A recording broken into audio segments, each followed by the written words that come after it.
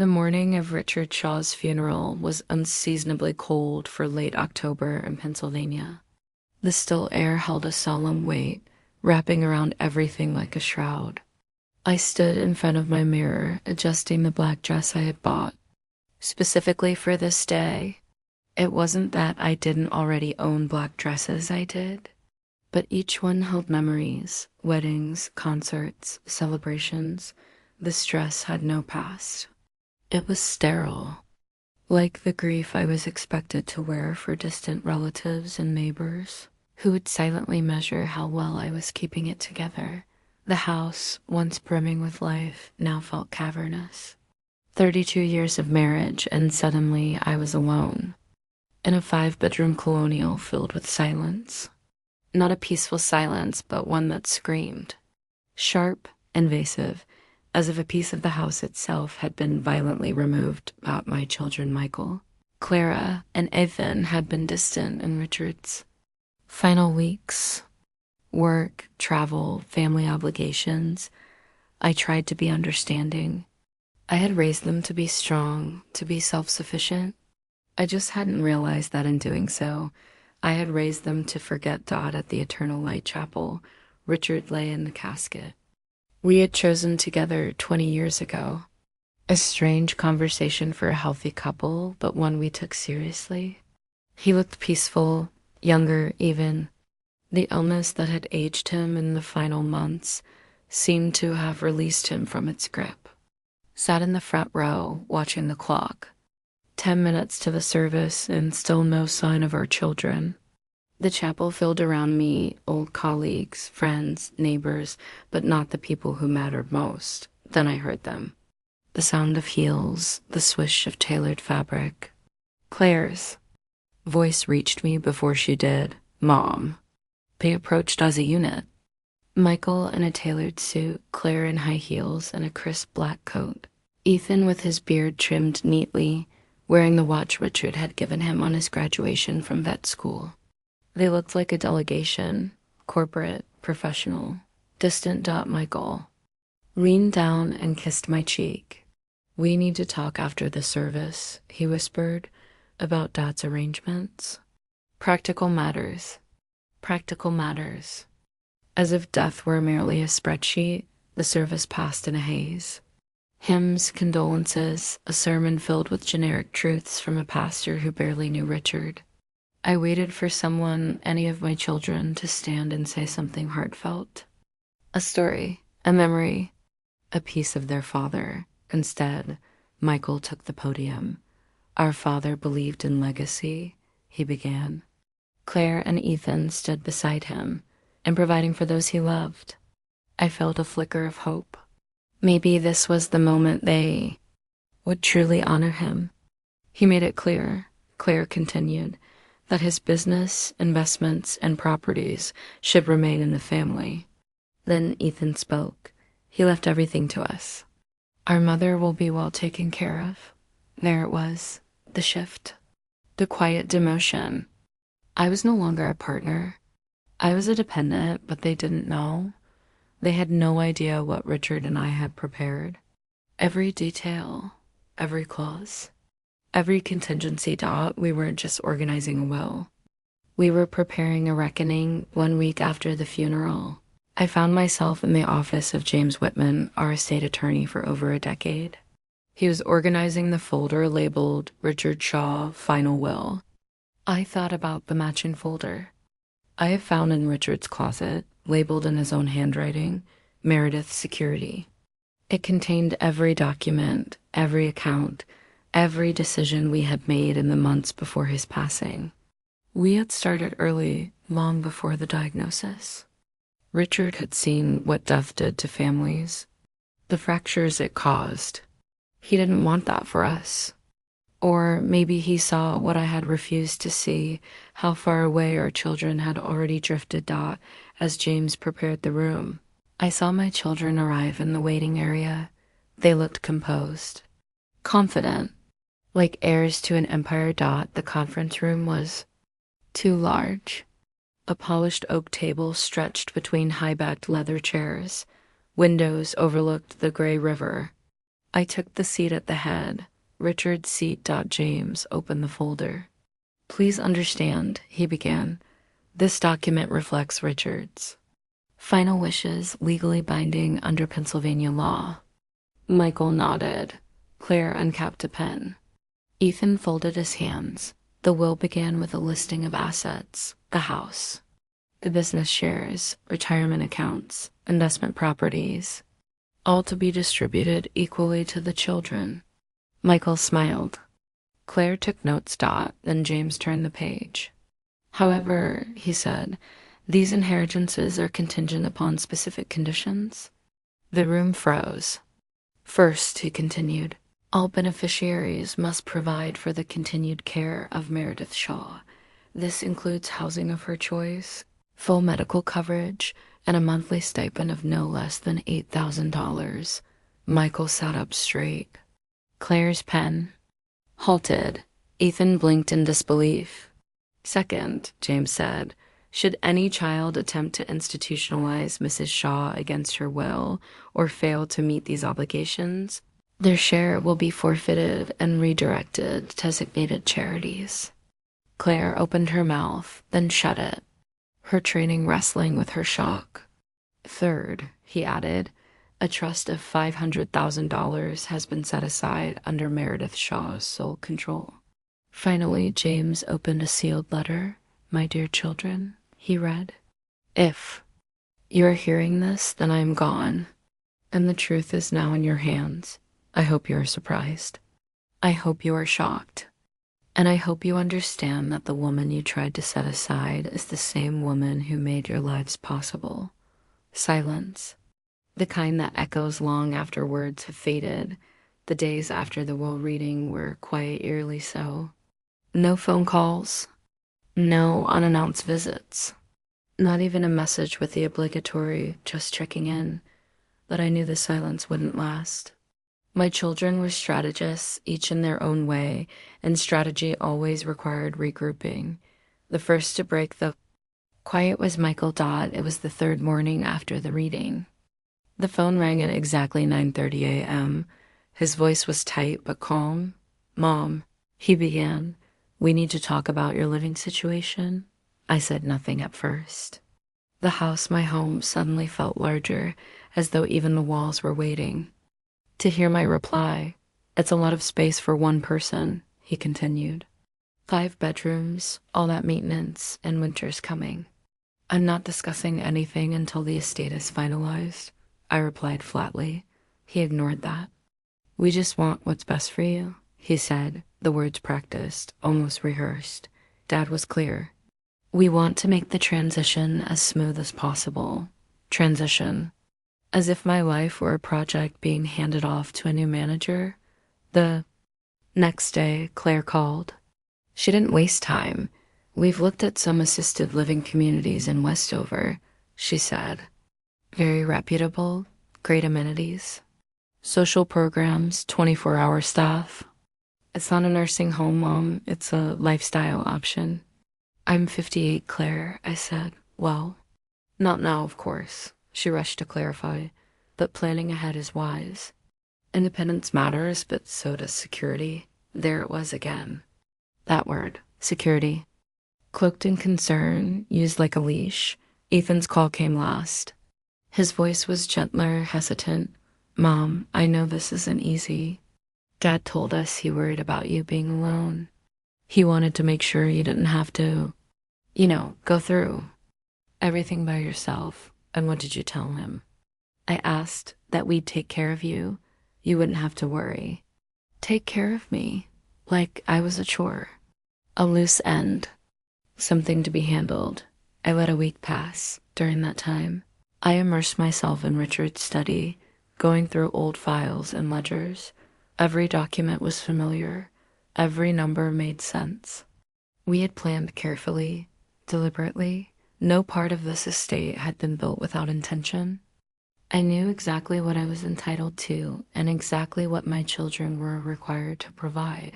On the following Monday, right at 9 a.m., the doorbell rang. Through the window. I saw Michael's luxury sedan gleaming in the driveway. He stood on the porch holding a bouquet of white roses, my favorite, though I doubted he remembered that without help. "Mom," he said when I opened the door. "I brought flowers. Can I come in?" I stepped aside. We sat in the living room. He perched on the edge of the couch, the roses resting awkwardly in his lap. "I want to apologize," he began. "What we said at the funeral, it wasn't fair. We were grieving. We weren't thinking clearly." "You were thinking," I replied, settling into Richard's old recliner. "You were thinking about how to solve the problem of your mother." He flinched. "Just slightly. That's not true," he said quickly. "We were trying to look out for you, my best interests, according to you." He reached into his coat and pulled out a folded sheet of paper. "We've drafted a care schedule. Claire, Ethan, and I will rotate responsibilities. Groceries, doctor's visits, home maintenance. You'll never feel alone." I took the paper and read it. Bullet points, rotating duties, efficiency, and the $8,000 monthly stipend. I asked. He cleared his throat. "We're setting up an automatic transfer, first of each month. We're still deciding how to divide it." "You don't know yet who'll carry the heavier burden," I said. He hesitated. "It's a lot of money, Mom. Over time, it adds up." "Yes," I said, folding the schedule and placing it on the coffee table.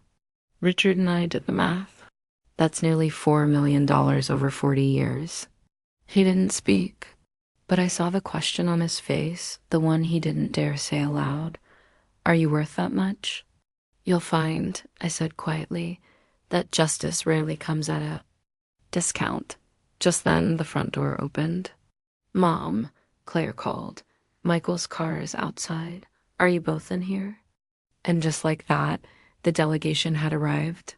Claire entered first, every inch of her still dressed for court black suit, sleek heels, briefcase in one hand, a paper bag in the other.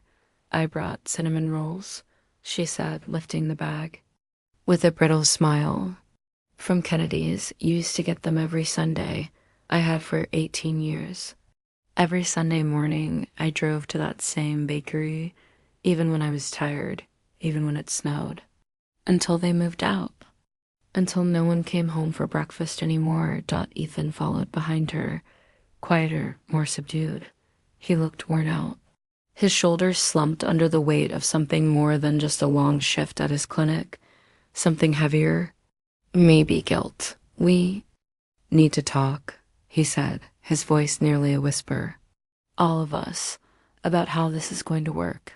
I gestured to the couch. They sat like committee shoulders squared, expression serious.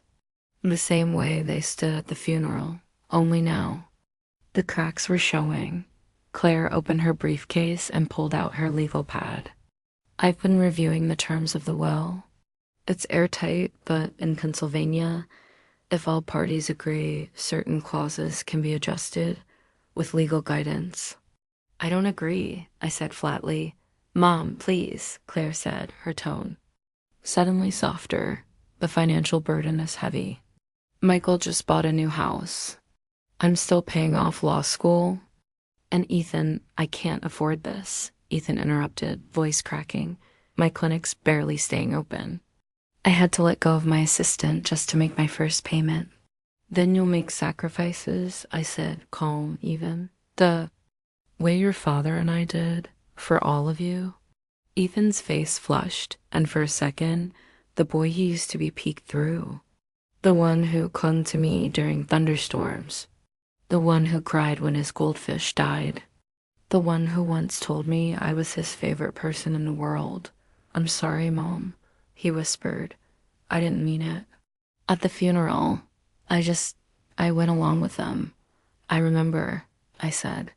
"And I remember who stayed silent." The room fell quiet again. But this time, I let the silence sit. 6 months have passed since that day in the lawyer's office. I'm sitting in the same navy dress I wore to the reading, staring out the same window of the same house my children tried to move me out of. $8,000 arrives like clockwork. Michael sends his share from his business account. Claire transfers hers quarterly. Her budget is tight. Ethan had to sell his house. He lives in a 2-bedroom apartment now with peeling paint and a leaky faucet. To make his payments every Sunday, all three call me together. One speakerphone. One voice trying to sound like three. The conversations are polite, scheduled, mechanical. Are you feeling, Mom? Did you refill your prescriptions? What's the weather like over there? For 3 months, I let them perform. I let them believe that money and obligation could take the place of love. That a scheduled phone call equaled care. Then one Tuesday, I called Michael. I need help in the basement, I said. Moving filing cabinets. There might be papers your father wanted you to see. He hesitated. Can't you hire someone? I've got a board meeting. There might be something important, I said. He arrived in a suit, annoyed. I handed him a flashlight and led him to the corner of the basement, 4 tall metal filing cabinets caked in dust. Start here. Pull anything about the business. It took him 6 hours. He missed his meeting. I brought him coffee and sat quietly, watching him sort through receipts and contracts and licenses. Near the bottom of the last drawer, he froze. This changes everything, he said, holding up a partnership agreement. I could restructure the entire company with this. What did you just call it? I asked. He blinked. The company I meant. You meant take it, I said, and gently took the paper from his hand. That night, I placed it in my safe. Along with other documents they didn't know existed, insurance policies with surprising beneficiaries, real estate assets hidden in trust names, investments with no paper trail visible to anyone but me. Information is power. And I still held all of it. Claire's test came next. It was rainy. Friday when I phoned her office. I have a question about storm damage and my homeowner's insurance, I said. Can you help? I don't specialize in that area, Mom, she replied, voice tight with exhaustion. You should probably speak to someone who does. I'd rather keep it in the family, I said. Unless, of course, you can't.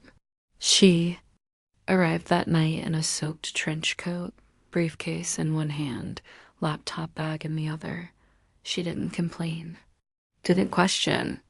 Just asked where we'd be working and opened her files at the kitchen table.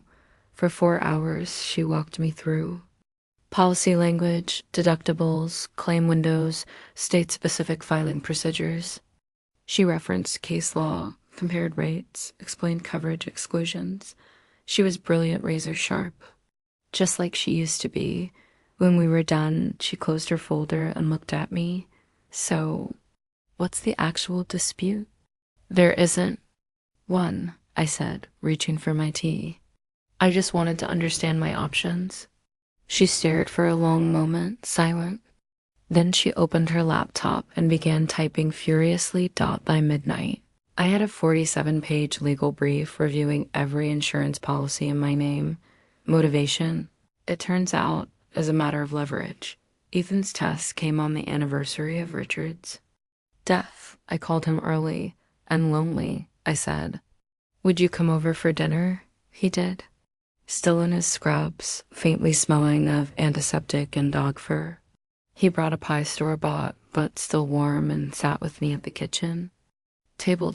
We looked at old photos, birthdays, Christmas mornings, trips to the lake. He laughed at one picture of himself covered in mud, holding up a frog. And then, quietly, he began to cry. I remember this, he said, touching the photo. And I remember everything you did for us. I'm so sorry, Mom. I looked at him, my youngest, my baby. Tears in his eyes, searching for forgiveness, but I felt nothing. No warmth. No absolution. Only the cold certainty that justice was being done. Now, every first of the month, the payments arrive. Every Sunday, the speakerphone rings. 3 polite voices ask about my prescriptions, my groceries, whether the furnace has been serviced. Are careful. So careful, but they still don't understand. This was never about the Money dot. It was about what happens when people believe they can discard the very person who held their world together. When they confuse sacrifice with servitude. When they measure mother's worth in square footage and monthly stipends. I gave them everything. I stayed up through fevers. I edited college essays. I clipped coupons. I made magic every Christmas. With nothing but tinsel and determination. I saved for their education while wearing the same winter coat for 12 years. And in return, when grief stripped everything down to its rawest core, they saw me not as a mother, but as a logistical. Problem. Now, they pay. They pay for the privilege of performing care, for calling on time, for showing up with bakery bags and rotating spreadsheets. They pay because a will demands it, because their father knew them better than they knew themselves. Sometimes I catch them looking at me, watching closely, searching for a flicker of softness, a hint of the mother they remember. But that woman is gone. She left the moment her children stood in front of mourners and spoke of her as if she were a line item in Anne, estate plan. She left when they forgot the difference between love and obligation. What remains is someone who remembers who remembers everything. And justice, as it turns out, is expensive, but watching them pay for it month after month, year after year, just to maintain a relationship they no longer deserve, that is priceless.